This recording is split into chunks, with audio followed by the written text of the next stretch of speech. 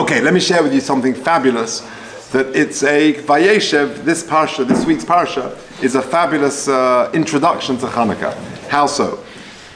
The Pasuk says, Vayishma Reuven vayasele miyodam, Vayom elona kenu nefesh. Reuven famously says, we're not going to kill Yosef. Vayom alem Reuven al tishpechu dam hashlichu eso habar. Throw him into the pit. Vayikochu, jumping a few psukim, Vayashlichu eso habayro. They throw him into the pit, and famously the Pasuk says, "V'haboy reik ein boy mayim." There is no Masechta on Chanukah. It's not like Megillah on Purim, Yuma on Yom Kippur, Rosh Hashanah. There's no Masechta on Chanukah, but there are 2 or 3 daf in Masechah Shabbos. Now, in the Gemara in Shabbos, if you look on Chaf Beis Amud Aleph, if you're looking at the sheet, if you're listening online, please email me at j.golker@gmail.com. I'll send you my handout. Says the Gemara in Shabbos Chaf Beis Amud Aleph, Ner shel Chanukah. A ner shel Chanukah which is placed too high, more than 20 amas high, it's possible like a sukkah and a mavui. You build a sukkah where the schach is more than 20 amas high, no good, possible. And so to a mavui, if the lechi, kair, etc., they're too high up, no good. Fine, beseder. So you put your menorah too high, more than 20 amas, it's possible. Then the Gemara says, it sort of seems to be going off topic, and randomly, seemingly, says the following: V'omer Rav Kahana, Darsh of Nosam B'Minyumim Mishmeider of Tanchum. Ma'idich se v'aboy reik ein b'mayim. Why does the Pasuk say in this week's Seder in Parshas Vayeishev, V'aboy reik ein b'mayim, mimash mishnema v'aboy reik?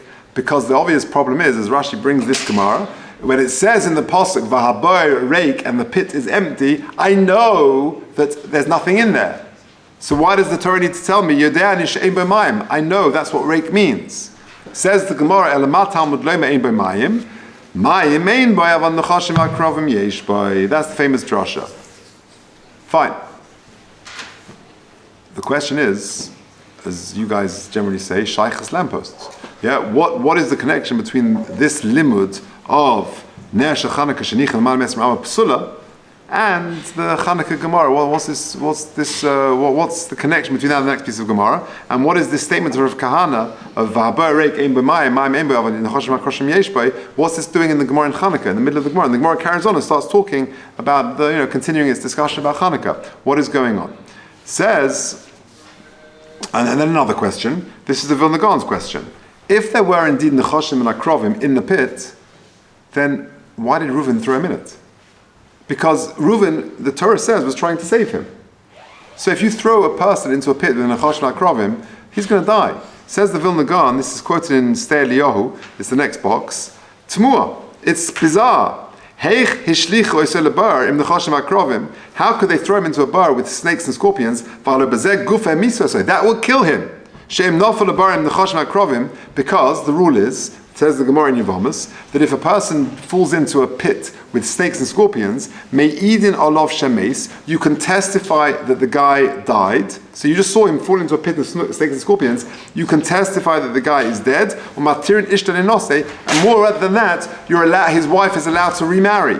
Gemara in Yevamos kuf chafan dalaf. V'imkein lahoisa hatzola b'tzas Reuven. So therefore, where was the hatzola? Lashlicha lebar shenachashim. Okay, that's a very strong question.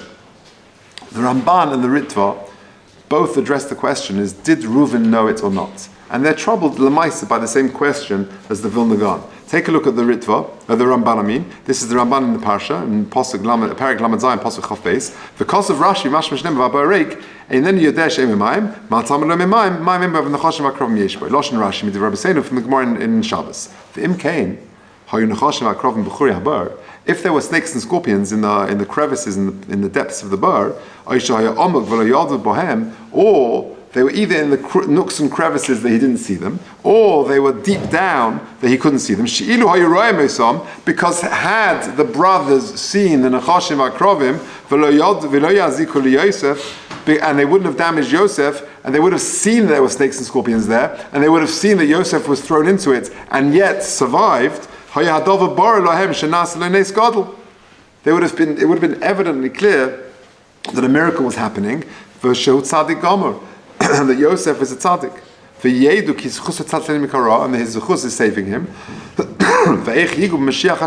They wouldn't dare touch him. They They thought he was like Esau and Yaakov and Yishmael and Yitzchak. They thought he was their protagonist as well. Had they seen that he survived in the Choshen HaKrovim, they wouldn't have touched him. And therefore, concludes the Ramban, they couldn't have known about it. The Ritva says the same conclusion. That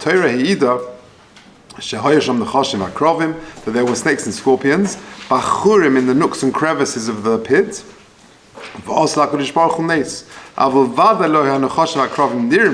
They clearly weren't visible. How can the Torah otherwise testify that Reuven was trying to save him? So that's what they conclude. Okay, good. The Vilna Gaon in Kedarka B'Kodesh says, he proves it from the pasuk itself. Listen to this. This is majestic. V'zeh she'amar kosov, says the Gaon, which is also in Esther Eliyahu. The pasuk says, "Vayashlichu Isai habayra."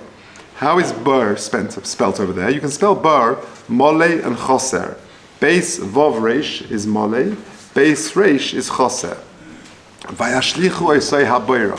Is that spelled mole or choser? Choser. Choser vav. Shechashru shabar choser, because they thought when they threw Yosef in that the pit was empty. Ein by mu'uma, there's nothing there. Aval Torah meida v'habar spelt mole, reik ein b'mayim bar mole vav shahay by nechashim v'akrav geschmack. So says the Vilna Gaon, you see it merumas in the pasuk. Vayashlichos habayra is spelled choser. They thought it was empty, but the Torah actually says it wasn't empty. V'habar reik is spelled choser mole. Now, the Torah Tamima on this pasuk, and also the Vilna Gaon is attributed to this answer, explains the following. This is amazing. Again, what are our two questions? Our two questions are, what is the connection between this Gemara of Bar Rei came b'mayim and the Chanukah Gemara? Why is it shtipped into the middle of the Chanukah Gemara immediately after the Gemara, which says Nesha Chanukah she'enicha l'man me'esr mama pasula? What's it doing there? And question number two: if Reuven was trying to save Yosef, why throw him into a lethal pit where he will surely die? And the Ritva and the Ramban both say they didn't obviously know about it, but they wouldn't have known, they wouldn't have thrown him, etc. And the Vilna Gaon says, you see it from the pasuk itself. Good. Listen to this. Says the Torah Tamima. V'lo yipole, last box of the page. V'lo yipole im lo ra'u mashe b'toich habar. It can't be that they saw what was in the pit. Ki lefima kosim mefurish Maseches Tomid. Because the Mefarish, which means one of the commentaries in Maseches Tomid, one of the Masechtas in Shas, Soif Perikama, de'ein hashlocha pachas mi esrim amma. The word hashlocha, to throw something, always means more than 20 amas. And that's in reference to the Mizbeach. When you throw something, it's more than 20 amas. The Kan, dichsiv vayashlichu, the pasuk says vayashlichu Isai habayra, that means they threw him into the pit. It must be, imkain, hayabar amuk mi esrim amma v'yoseh. It must be the pit was more than 20 amas, because the Torah wouldn't otherwise use the words vayashlichu. The Kaimelon, and we know, more than 20 amas, you don't see it. That's the rule. That's why, by the way, Rashi says on the words, on the Gemara in Shabbos, which says, says Rashi, because you're not going to notice it. It's too high up. It's out of your radar. Says the Torah Tamima, now I understand the connection of that Gemara to the line immediately before it. That's what the Gemara says. Put more than 20 amas high, you're not going to see it. Wow, they're said by the same Amira. Because it's the same theme. More than 20 amas, the eye doesn't notice it. I.e., in other words, now we understand the Gemara. Why? Because, as Rashi says, continues the Gemara,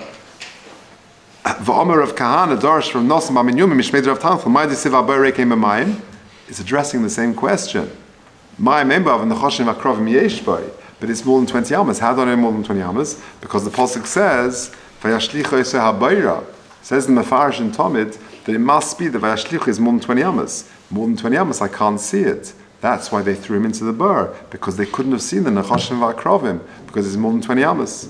Continues the Torah to me. Vayeishev oid b'shum zatam shneim shava laheres t'lamal miyas shemama ein ha'ayin shaletes v'dad al karchuch tzarich leimed hadaniz Yosef min habar ha'yibenes shai kaiman b'sof Yevomas, and he brings the Gemara in Yevomas, which the Vilna Gaon brought earlier, that echad nofel the mali nechashim v'akrav me'idim lo shemeis v'matzirin ha'ishtay b'shum darminim v'adamis v'mkeim b'derech teva lo ha'yochel atzilam.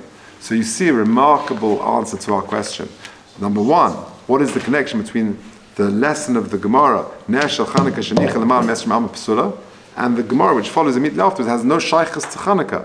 The Torah says it has every shaychus, because it follows exactly on to what the Gemara has just said. The Gemara just said, Ner shel Chanukah shenicha l'mal mesrim alma psula. Why? As Rashi says, l'shalt b'ayna, more than 20 amas, you're not going to notice it.